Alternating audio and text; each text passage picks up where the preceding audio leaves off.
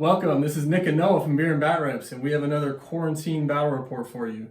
Today it's Age of Sigmar, and it's Gloomspite Gitz, controlled by me, and Blades of Khorne, controlled by Noah. And Noah is here virtually. Hooray! If you haven't tried playing Warhammer during the pandemic, it's a little hard. But if you have one person who has both armies and is willing to do a little more legwork, all your friend has to do is roll some dice and have some beer on their end. And the Age of Sigmar app, if you have that, makes it a lot easier too, because then they're able to check stats during the game. So yes, we have an all-troll army versus a horde defensive character-based Khorne army. So this ought to be pretty awesome, actually. The trolls have a spell that can warp units all over the field, and Khorne has blood tithes to drop units all over the field. So we still have some mobility too. Yeah, we might see some awesome battles between like a Gargant and a Bloodthirster, things like that. Noah, it's your first time using Khorne, right? In Age of Sigmar, yes. Yeah. So, guys, we're gonna drink some beer and roll some dice. If you just sit back and relax. Noah, cheers. Cheers. Yeah, thanks. Okay, and here we have the Trogg herd, an army of trolls. First of all, it is the actual battalion, the Trogg herd battalion. And what that does is it's 1 to 2 giants, I think 1 to 3 Trogg bosses, him in the middle. I think up to like 9 units of trolls, and I think that's it. And that's all in one drop. And what it does is it gives them 6s to wound or an extra damage. So all these damage to Fellwater Troggoths become damage 3. The troll or the Gargant gets an extra damage, and his hammer becomes D6 plus 1 damage. Pretty nice. The main thing is it gives you another CP and it unlocks another relic, which is very important. And what we'll do is we'll just go right to left, or we'll go left to right. So right here we have 3 of the Fellwater Troggoths. Come in here. And then another unit of 3. Another unit of 3, a little darker colored, work in progress. An unpainted troll hag. And she's going to have the extra relic. And this army is from the Gur. It's from the realm of Gur. And I'm going to give her the Griff Feather Charm. Now, this is a very, very competitive combo. She starts with a -1 to hit, and the Griff Feather Charm gives her another -1 to hit. And, unbelievably, her spell that she does, she casts it on an opponent, and that opponent is another -1 to hit against anyone they fight. So if they fight her, she'll be -3 to hit. She's stinky. Real stinky. And then we have 3 more Fellwater Troggoths. We have the Warlord, the General. He is the Trogg boss. The Warlord trait we gave him is, I think it's tough as rocks. It's plus 2 wounds. So he has 14 wounds. And then we gave him the Glowy Howsit. And that relic is amazing. It's a 4+ feel no pain. But the first time I roll a 1, he eats it, and it's gone the rest of the game. Hilarious. I'll use it every single time. It's the most troll thing ever. Behind him, we have the troll special character, still not painted, sorry. And that is Malog.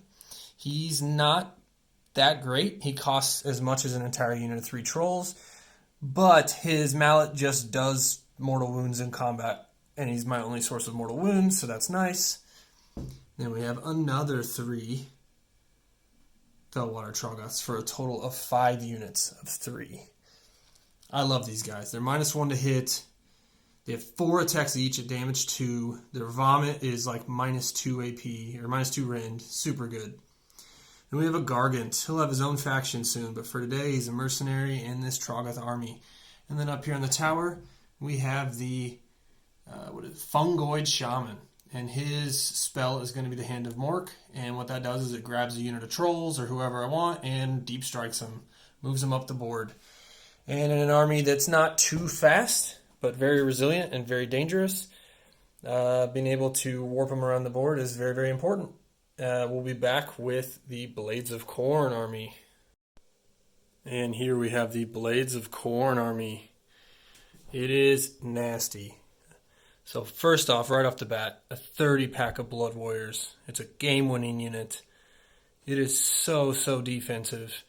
It bounces mortal wounds back. It has 2 wounds apiece. You can give it +1 armor save with a prayer to get them up to a 3-up armor save. It is so good, and they all fight when they die. After that, we have another 10 pack of Blood Warriors, and then a third 10 pack of Blood Warriors for a total of 50 Blood Warriors.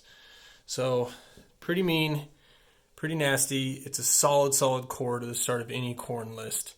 Then we have a Slaughter Priest, and usually you take the prayer for +1 armor save and put it on the 30 pack. Pretty gross. Then you have Khorne. He's just a good all-around character that's fast, and when first time he charges, he summons 5 Fleshhounds for free. Pretty awesome. Then we have the new Spheranx. He's a debuff unit. He makes units fight last. He gives -2 bravery. He's good to camp on an objective and just make anyone who comes near it get debuffed. He's good all around. Good use of 100 points, and the model is one of my favorites of all time. Then we have the banner guy. I always forget his name, but a little conversion. Replace the banner with a book, so we can use him as a priest if we want to, but today he's going to be the banner guy for that. So good, +1 attack. Then we have 1, 2 Lord of Khorne on Juggernaut. These guys are great. One is converted to be on a chariot because we just love it. The other one has, maybe a bolter on the saddle, maybe some Terminator armor, but who cares? We're going to use him in both games. He's really cool conversion. He's got a spear.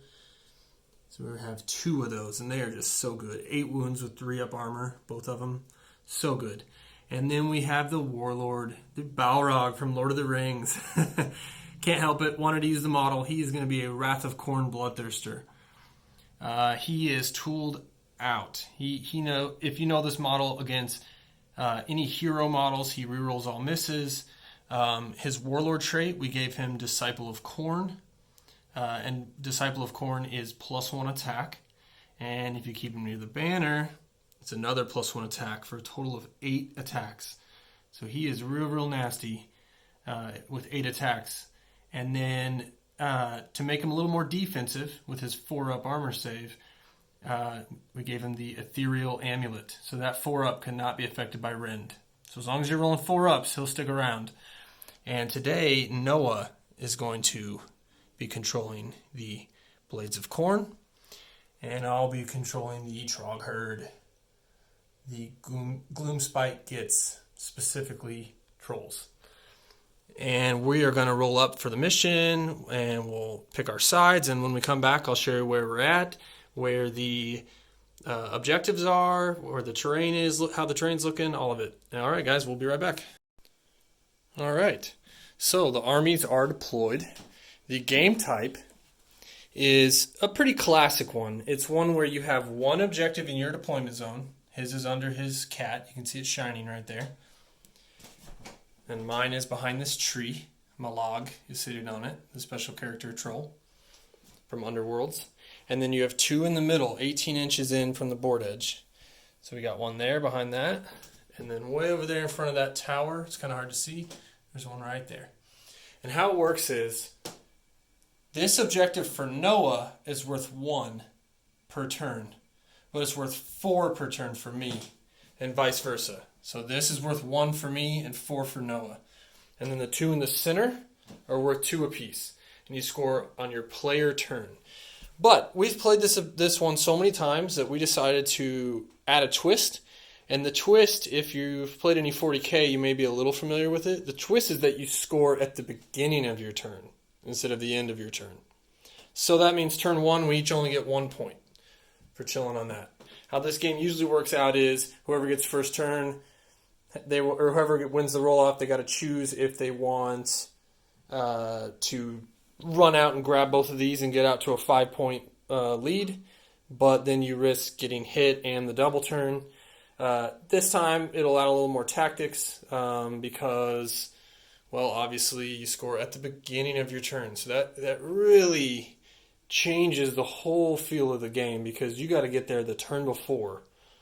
And then you really feel like you got to hold it. So it's just a fun little twist that we like to do sometimes. So deployment.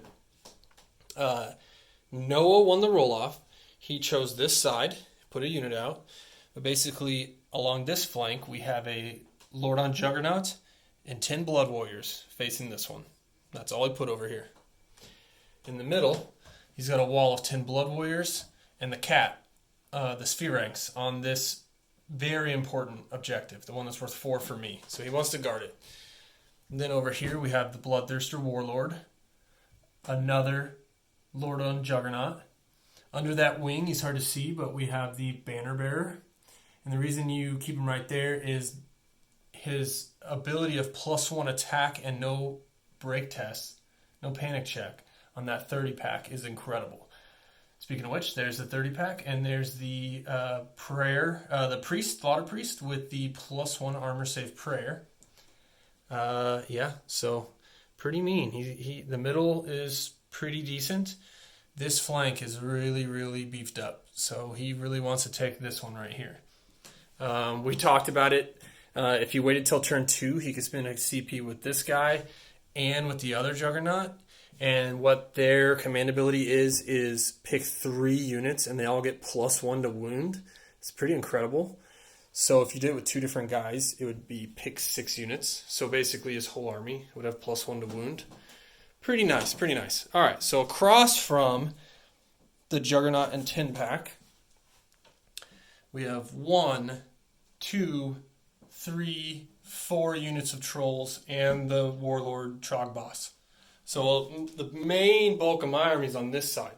So he counter-deployed me pretty hard because my army was only 3 drops because of the Trog Herd battalion.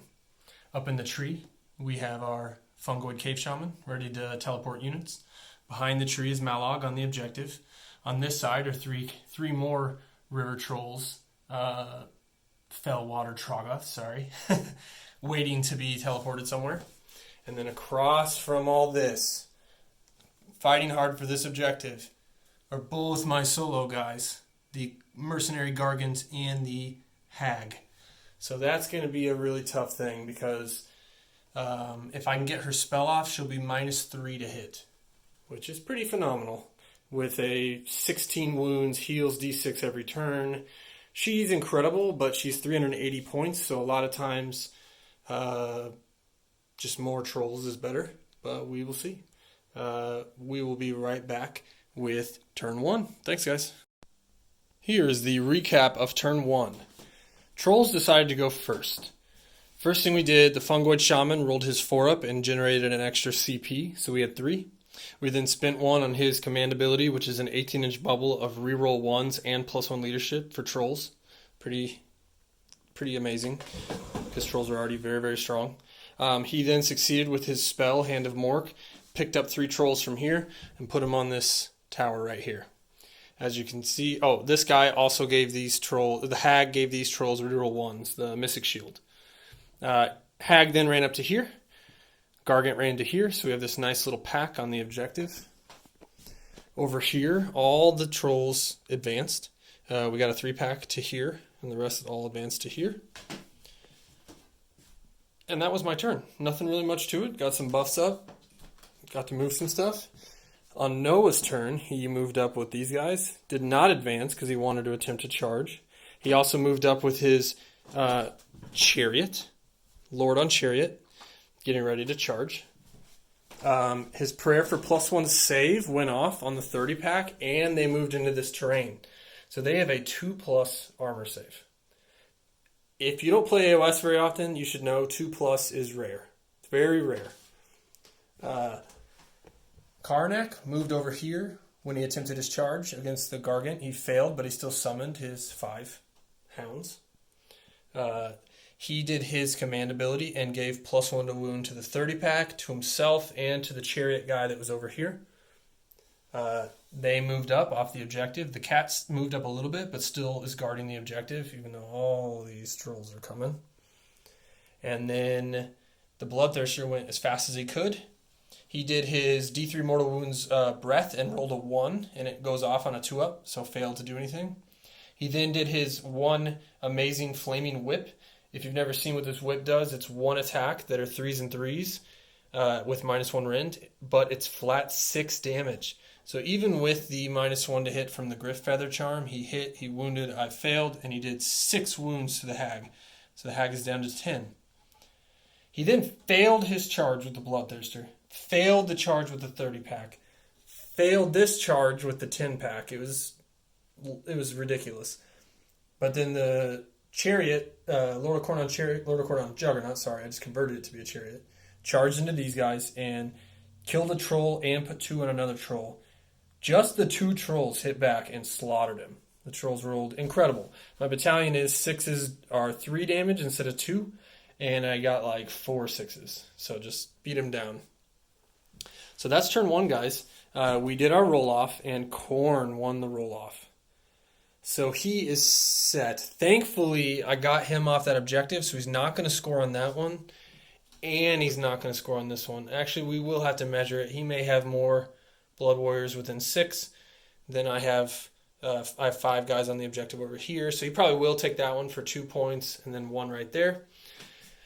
But yeah, at the end of turn 1, it is 1-1 because you score at the beginning, and we are each sitting on our personal objectives. So, turn 2, we'll start with Blades of Khorne, and all this is coming. So these guys over here are in a lot of trouble. I was hoping to win the roll-off so I could heal D6.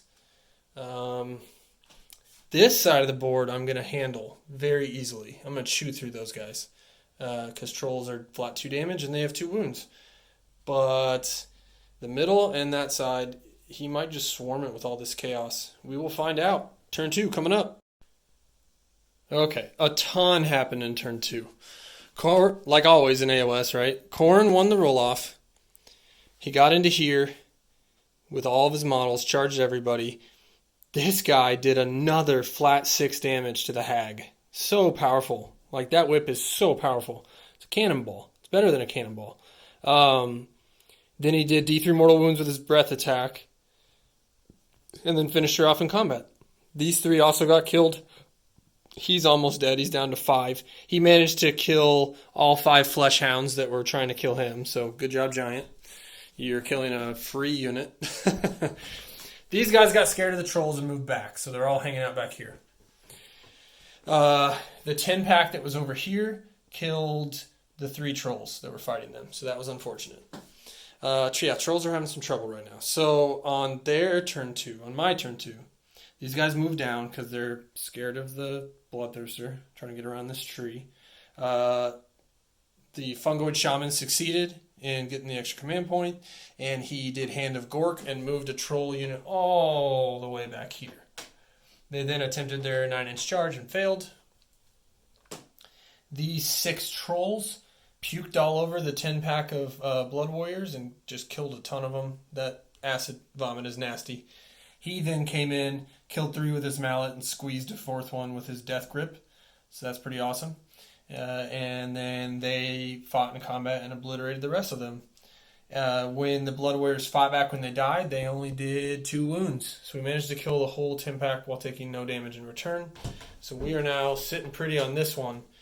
But he got to this one a whole turn before. And since you score at the beginning of your turn, he actually kept me from scoring that. Because these guys were right here at the beginning of my turn 2.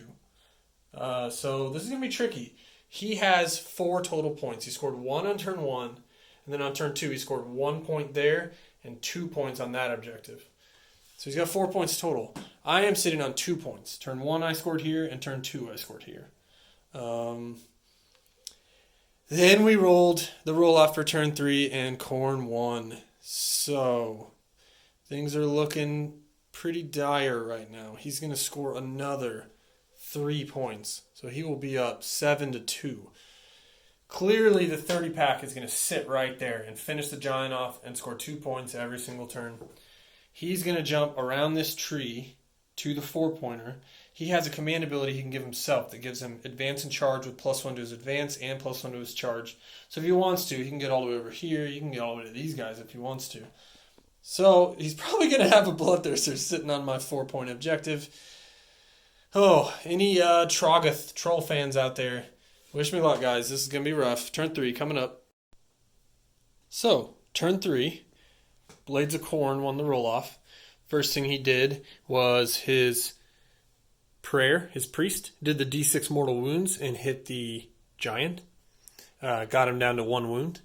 Then he moved out of combat from the giant and kind of started swarming this way. All the guys on this objective started moving towards those 3 trolls that were back there. And then the Bloodthirster jumped from here all the way to my 4-pointer to start fighting Molag. So, in the ensuing combat, he made his charges everywhere. Khorne killed the giant. I then won the roll-off, and you roll off when the giant dies and see who he falls on, and he fell on Khorne and killed him too. So they're both gone. There's 2 more blood tithes. This 10-pack killed a troll. Then the 2 trolls hit back and killed a bunch of them.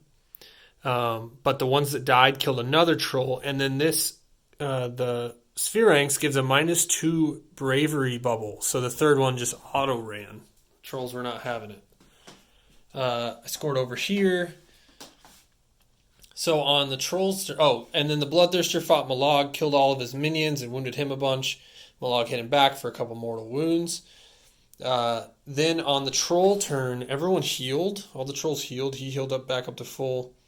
And these trolls came from here to here. From here to here, and then charged the Bloodthirster. The Warlord was over here. He got picked up by Hand of Mork and brought to here. He then failed his charge to the Bloodthirster. I used a command point to reroll it and still failed again. These trolls, however, succeeded and put a beating on the Bloodthirster. My battalion is 6s to wound, do an extra damage, and I rolled like 4 6s. So the Bloodthirster took a ton of damage. By the end of it, he was down to 2 wounds. Molag then took 2 swings and finished him off with mortal wounds. If you've never heard of Molag, he's a named troll from Underworlds, and basically his club, instead of any types of attacks, he just has 2 swings that both do D3 mortal wounds. He's my only source of mortal wounds in this army. He just hits you with 2 smites, basically, in combat. Love it. So we got rid of that. And that kind of summed up turn 3. Pretty bloody. He got me out of his backfield over here. The Troggoths are down to 6 Fellwater Troggoths, or river trolls for you old school players. Molag, Fungoid Shaman, and the leader, the Dankhold Trog Boss. We then rolled off for turn 4, and Troggoths won, so we're about to do a double turn. I then scored another 1, 2, 3, which gets me to 8 to 7. So the Trogs are actually up by 1 now because of the double turn. But I only have 8. And just where he's sitting, he's going to gain 3. So he'll go back up 10 to 7 on his turn. It's really coming down to the wire. It's going to be really hard to take one of these. I'm probably going to go hard for that one using the Hand of Mork to, warp him all the way to there. Normally I would rather throw a 3-pack, but if I warp him there, he could use a command point to reroll the charge. And that's pretty much my last-ditch effort here. Khorne's pretty tough here, guys. I'm going to do my best. Here we go. Turn 4 coming up for the Trog Herd.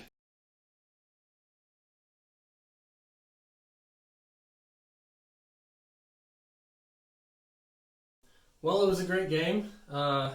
Basically, the game wrapped up how we thought it would. The Trolls ended up with 11 points, and Khorne ended up with 13 points. The score at the beginning of the turn way of doing it was pretty fun, but the problem was once that someone got in a lead, the way we were kind of trading units chess-wise, it was really hard to catch up. And the more you trade units back and forth, the more blood type points Khorne gets. And he just started summoning packs of flesh hounds onto objectives, which is pretty hard to beat. We had one cool fight at the end. I took a couple cool pictures of it, where my Trog boss was surrounded by his big 30-pack. It was pretty epic.